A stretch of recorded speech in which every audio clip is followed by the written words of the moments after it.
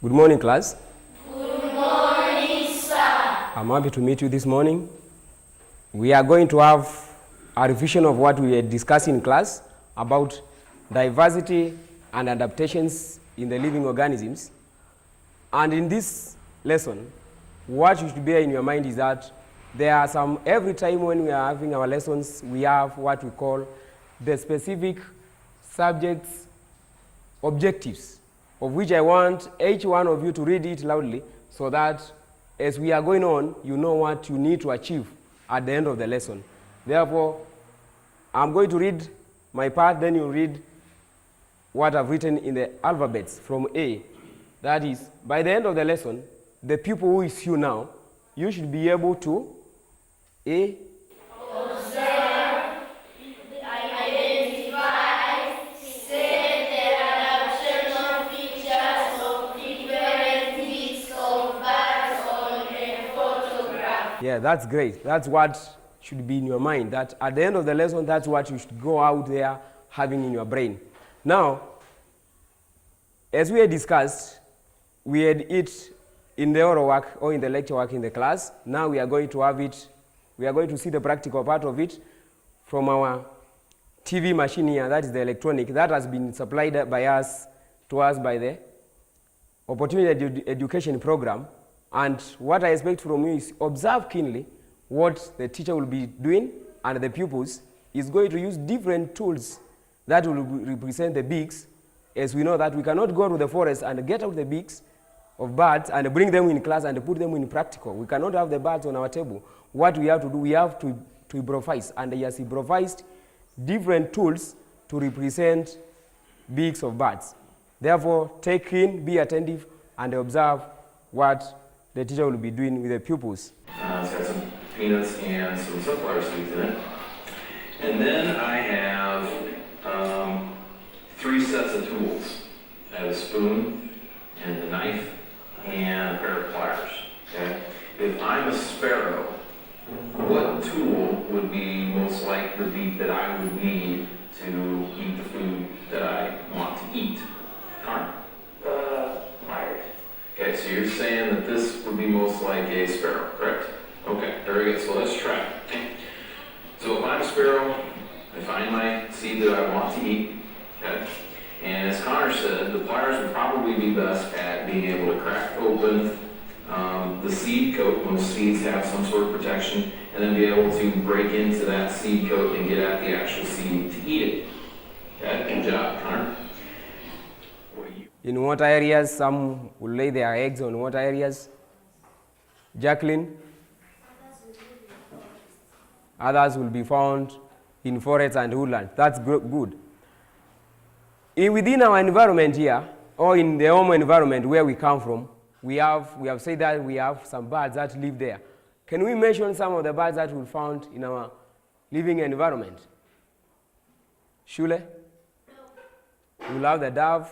Some doves are domesticated. Ali? Yes, we have the hogs that moves around within our environment, looking for their prey from our chicken and other animals. David? An ingu that is found in the family of the hawk. Mother? A token. Panit? The crow, and so on. Very many birds will find them living in our home environment. Now, what we need to do for us is that we have seen that we have these living organisms that we found them in our home environment, and the others, we have them in other areas. That means all of us, as human beings, we cannot survive without the other living organisms. They are there, and what we need is, we need to appreciate them. We need to know that we need to have these living organisms like the birds and other animals, as we had said, that we leave them together. We try not to destroy them. We try to keep them and to house them, to give them their basic needs so that we can preserve the nature. And as we say that adaptations, these are the shapes, processes, and the behavioral differences or features of an organism to survive in its environment, you have been able to observe that they have used different tools to represent beaks, but in the same kind of environment, and they have tried to compare which one suits best in its environment. And you have been able to see that some birds with their beaks, they are not able to feed well when they are exposed to certain kind of habitat or certain kind of food. As we saw that, like for the case of the pecking birds, that they use very, very many kinds of tools to represent beaks, but the one that was able to fit in that habitat of pecking, it was the bird that had what kind of beak? Yes, Albert? It was the? Good, tweezers. What were the characteristics of the tweezers? What can we say the bird that represents a tweezer he looks like? Yes, Panit? The question is, what is the, how does, if it's a bird that looks like a tweezer, how is the beak? How does the beak look like? Yes, Lisabella? It is thin and short. Thin and short and what? Sharp and sharp, so that it will be able to peck food from its environment, that is pecking food from the trees. Now, I want us, we have some activities in our class that will be able, so that we may achieve our objective of the lesson, that you observe already, or what we have been doing is observation. Now we want to go on observing so that we may identify, then we state the characteristics, adaptational characteristics in front of us here.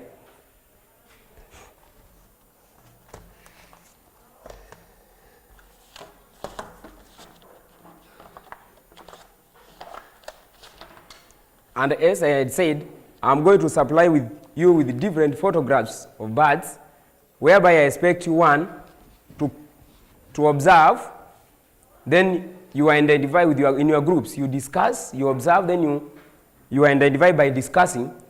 Then you will come here in front of us, then you state the adaptational features that make the bird to be suited to its habitat, so that it's able to meet its basic needs.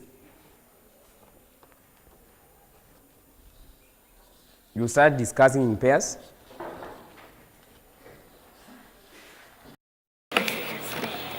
This is strong, short, and curved beak, and adapted to flesh. This is molded so that it can go into the flames, circuits, and parameters. I think that it is called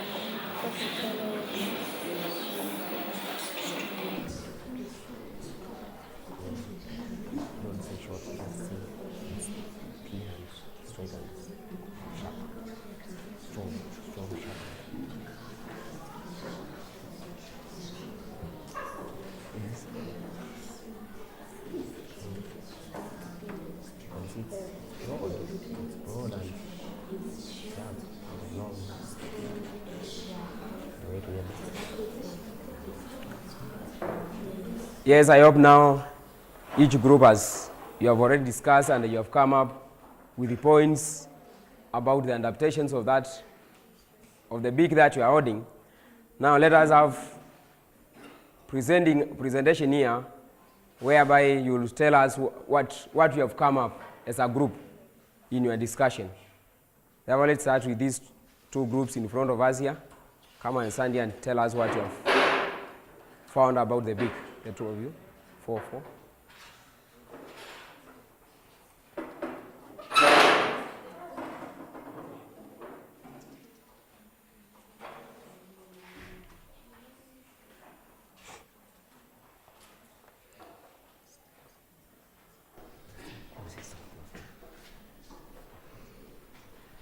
Let us start with this group. My name is Zado Christian Machango and my partner Isa Ibu. The bird I'm holding here is called a woodpecker. Its beak is short, thin and sharp, and it's adapted for poking food from the trees. Thank you. My name is Rosen Lai and my partner Martha Kimara. The bird we are holding here the photograph we are holding here is an eagle, which is a carnivorous bird. It has short, strong and curved beak, which is adapted for tearing flesh. Thank you. Are they correct? Yes, sir. What do you say about them? Good. Sit down, let's have this group.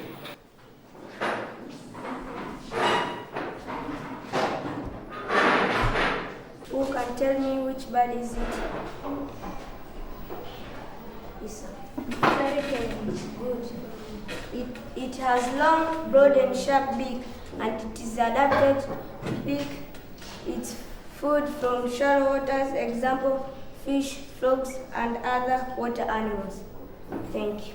Are they correct? Yes, sir. My name is Isabella Yambazi. The bird I'm holding here is called a hummingbird. It has a thin and straight beak that is adapted of sucking nectar from flowers. Thank you. Are they correct? Yes. What do you say about them? Good.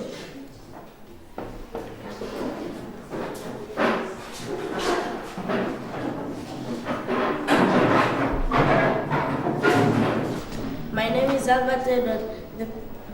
The picture of the photograph I'm holding here is a certain bird. Who can tell me the name of the bird? Andrew. Guinea-fowl. The guinea-fowl, its beak is short, thin and sharp. It's adapted for picking grains from plants. Thank you. Are they correct? Yes. My name is Irene Mosha and my partner Charlene. The photograph we are holding here is called a swallowbird. It has short and strong beak and it is adapted for eating small-sized grains. Thank you. Are they correct? Yes. Let's give them a hand.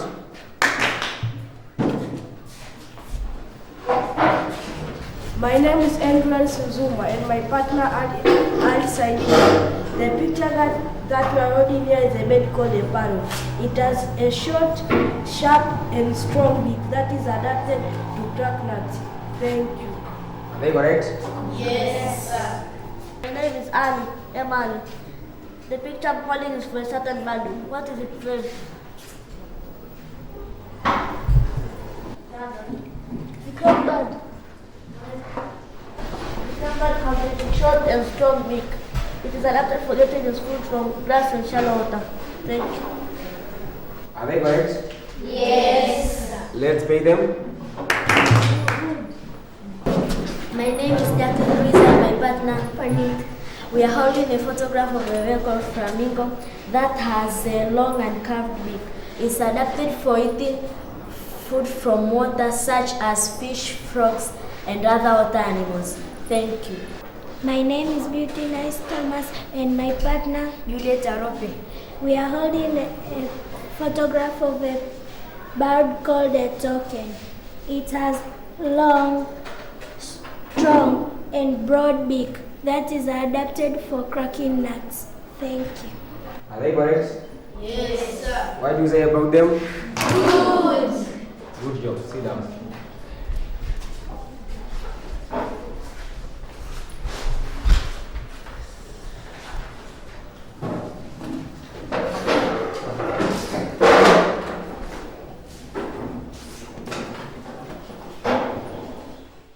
Yes, it is clear that everybody has understood what we had already said and discussed, and what you have done is very good. And we have seen that the adaptations means the physical, behavioral, and the processes that makes an organism fit to its environment. And in due course, due to changes of the climatical changes, the environment of the living organisms keeps on changing. And what the organisms are expected to do by the nature, it is that they are supposed to change. They change with the time. And they change with the time to get suited with the environment so that they may become fit. The organisms that do not change, they are not able to meet their basic needs. And if an organism is not able to meet its basic needs, we know that the organism cannot survive. It cannot keep living for long. Therefore, now there comes the point, another point where the nature has to select what we call the natural selection, where organisms that are fit in the environment, that are able to change with the changes of the environment, are the ones that survive and they keep on reproducing and bringing forth new generations. The ones that do not change, we say they become extinct. They are wiped from the surface of the earth and we don't have them anymore. Now, for the case of our birds that we have here, we have already said that they have their beaks and how they adapted. In which kinds of environment do you think we have these birds? In which environment can we get some birds? Yes, Beautinize? We get these animals in home environments and other environments. Yeah, that's good that we can get birds in home environment and in other environment. Which are these other environments whereby we can get the birds living in? Ali? Caves. Yes, some birds will live in caves. Albert? Other birds will live on the nets where they'll build their nets on the roof.